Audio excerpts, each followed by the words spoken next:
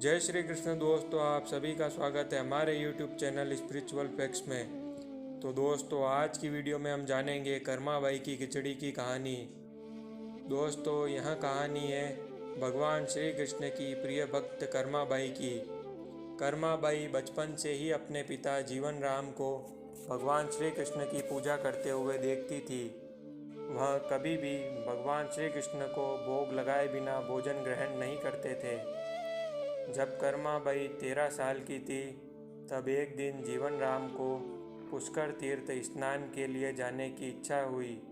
साथ में उनकी पत्नी ने भी पुष्कर स्नान की इच्छा प्रकट की। जीवन राम अपनी बेटी को भी ले जाना चाहते थे, लेकिन दुविधा यह थी कि अगर घर के सभी सदस्य वहाँ चले जाते तो भगवान श्री कृष्ण को भोग कौन लगाता।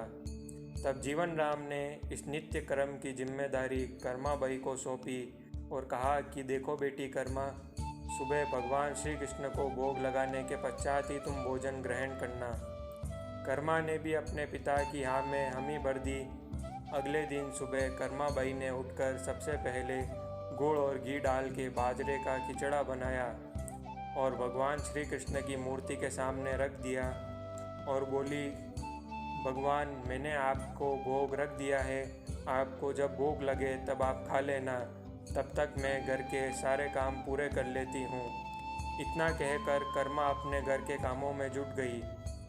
काम करते करते बीच बीच में आकर देखने पर जब कर्मा को ज्ञात हुआ कि भगवान ने अभी तक खिचड़ा नहीं खाया है, तब उसे संदेह हुआ कि शायद खिचड़ी में घी और गुड़ कम है, इसलिए भगवान श्री कृष्ण भोजन ग्रहण नहीं कर रहे हैं।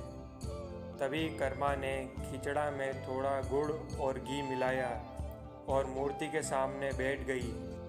वह भगवान से बोली कि मेरे पिताजी जब खिलाते हैं तब तो आप खा लेते हैं, तो अब आप क्यों नहीं खा रहे हैं? और अभी तो पिताजी बाहर गए हैं, उन्हें आने में बहुत दिन लगेंगे, तब तक आपको भोग लगाने की जिम्मेदारी उन्होंने मुझे दी है, इसलिए जब तक आप भोजन नहीं खाएंगे मैं भी कुछ नहीं खाऊंगी। इस तरह की जिद पर अड़ी नन्ही कर्मा की प्यारी बातों से भगवान श्री कृष्ण का सिंहासन डोल गया और फिर मूर्ति में से आवाज़ आई, बेटी कर्मा, तुमने पर्दा तो किया ही नहीं, तो मैं भोजन कैसे ग्रहण करूं? तब कर्माबाई ने मूर्ति के आगे अपनी चुनरी का पर्दा किया और कुछ ही समय में श्री कृष्ण की मूर्ति के सामने रखी खिचड़ी की थाली खाली हो गई।